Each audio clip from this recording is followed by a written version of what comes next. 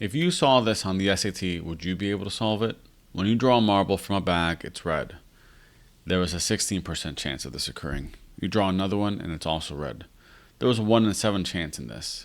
How many red marbles did you start with? Okay, so the way I'm going to do this is I'm going to make an equation. Let's say marbles is X, total is Y. So when we start, convert the percentage to a decimal. And then the other one is going to be X minus 1. We have 1 less.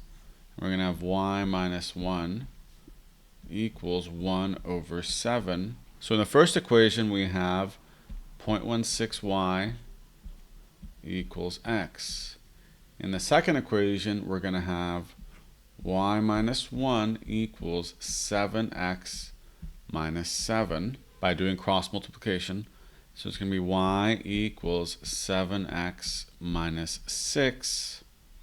Plug that into the first one, so I'm going to have 0.16, 7x minus 6 equals x. That's going to give me negative 0.96. We're going to have 1.12x minus 0.96 equals x.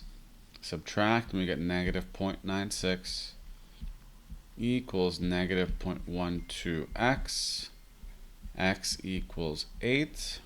And if x equals 8, plug that in, 8 over y equals 0.16. 0.16y equals 8. Y is going to equal 50. So this one here and this one here. Now, you could do this all super quick with Desmos, and I'm going to show you just how now. You plug in the equations, and then you go to where they cross, and you get 8 comma 50. Same as what I got, way quicker, great way to do it on the actual SAT. This is what I would do, but I wanted to show you the algebraic method as well.